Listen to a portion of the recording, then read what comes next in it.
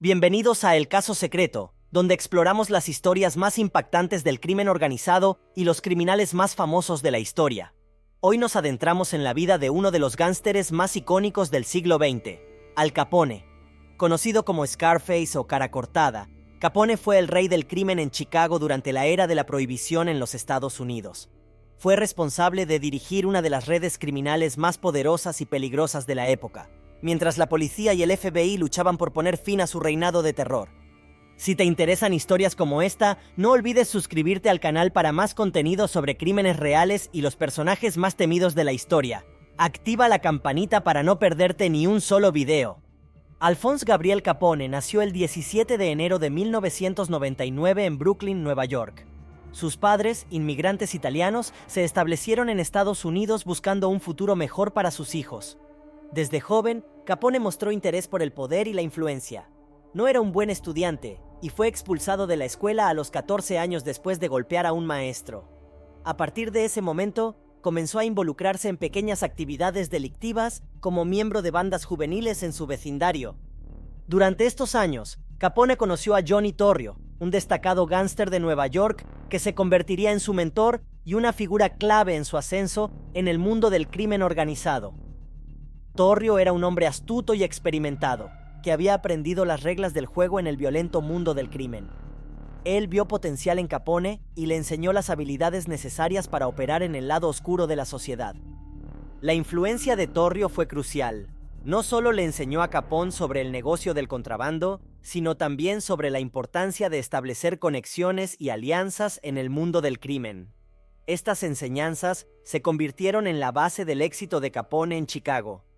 En 1919, Torrio llevó a Capone a Chicago, donde el panorama delictivo estaba floreciendo, en gran parte debido a la prohibición del alcohol que entró en vigor en 1920. La prohibición, que prohibía la producción, venta y transporte de alcohol, creó una gran demanda en el mercado negro. Torrio vio una oportunidad y Capone rápidamente aprendió cómo aprovechar el tráfico ilegal de alcohol para ganar fortunas. Después de que Torrio fuera herido en un ataque en 1925, Capone asumió el control total de la operación y transformó el sindicato en una máquina criminal bien engrasada. Capone, con su carisma, supo cómo comprar políticos, jueces y policías.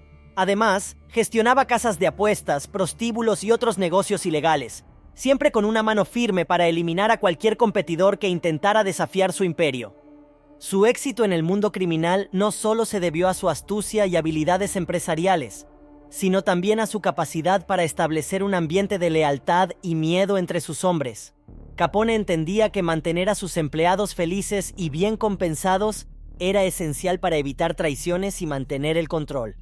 Pero su ascenso no fue sin consecuencias. Los enfrentamientos con bandas rivales, como la de George Bugs Moran, fueron constantes y sangrientos. Las calles de Chicago estaban llenas de violencia, y la reputación de Capone como un gángster despiadado comenzó a crecer. Esto lo convirtió en un personaje famoso, no solo por su vida delictiva, sino también por su vida social. Uno de los eventos más notorios asociados con Capone fue la masacre de San Valentín en 1929. El 14 de febrero de ese año, 7 miembros de una banda rival, dirigida por Bugs Moran, fueron alineados y ejecutados a tiros en un garaje en Chicago. Aunque Capone nunca fue formalmente acusado, se cree que ordenó la masacre para consolidar su poder y eliminar a sus rivales. Este brutal asesinato fue un claro mensaje para otros gánsteres. Nadie podía desafiar su autoridad. A pesar de la violencia, Capone se presentó ante la prensa como un hombre caritativo, lo que le permitió mantener una imagen pública favorable a los ojos de algunos ciudadanos. Este evento fue un punto de inflexión para Capone. El público comenzó a verlo no solo como un criminal, sino como un asesino despiadado. A pesar de su creciente infamia, el gobierno federal luchaba por encontrar pruebas concretas para acusarlo de sus crímenes más graves. Pero la masacre de San Valentín atrajo la atención de la prensa y del público, lo que a su vez llevó a las autoridades a intensificar sus esfuerzos para desmantelar el imperio de Capone. A pesar de que Capone era responsable de una larga lista de crímenes, el gobierno federal finalmente lo atrapó por un delito que parecía menor en comparación: evasión de impuestos. En 1931, después de años de investigaciones, Capone fue condenado a 11 años de prisión por no pagar impuestos sobre su inmensa fortuna criminal. Primero fue enviado a la prisión federal de Atlanta. pero debido a la corrupción de los guardias, que le concedían privilegios, fue trasladado a Alcatraz en 1934. En Alcatraz, Capone perdió todo el poder que una vez tuvo en el exterior. Sus años de vida dura y el estrés lo llevaron a desarrollar serios problemas de salud, incluyendo la sífilis, que deterioró tanto su cuerpo como su mente. Mientras estaba en Alcatraz, Capone se encontró en un ambiente hostil, lejos del lujo y los lujos a los que estaba acostumbrado. Aunque tenía su propia celda y podía recibir visitas, su salud continuó empeorando. En su tiempo en prisión, se convirtió en una figura casi trágica, recordando los días de gloria de su imperio criminal mientras lidiaba con el costo de sus decisiones. Después de cumplir 7 años de su sentencia, Capone fue liberado en 1939 debido a su mal estado de salud. Regresó a su mansión en Florida, donde vivió en semi-reclusión. Su declive fue rápido, y para el final de su vida, Capone era una sombra del hombre que había sido. Murió el 25 de enero de 1947 a los 48 años, tras sufrir un derrame cerebral y una neumonía. A lo largo de su vida, Capone acumuló una considerable fortuna, pero al final, su dinero no pudo comprar la salud ni la felicidad. Su enfermedad mental y física lo llevó a un estado de deterioro, y sus últimos años fueron de aislamiento y arrepentimiento. Aunque Capone falleció hace más de 70 años, su leyenda como el gángster más famoso de la historia de Estados Unidos perdura hasta hoy. Su vida y crímenes han sido inmortalizados en libros, películas y series de televisión, dejando una huella imborrable en la cultura popular. La figura de Al Capone ha sido protagonista en innumerables representaciones cinematográficas y literarias.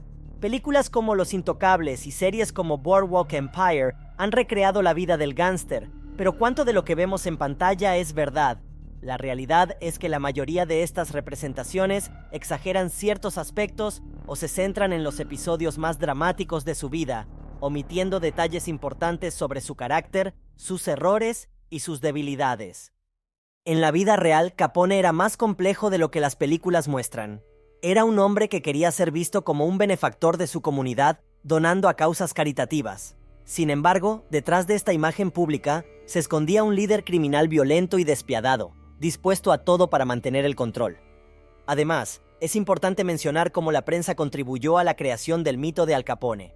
Sus actos, aunque atroces, se convirtieron en un espectáculo mediático, lo que, a su vez, lo ayudó a mantenerse en el ojo público. La cobertura que recibió no solo humanizó a Capone, sino que también lo convirtió en una especie de ícono cultural.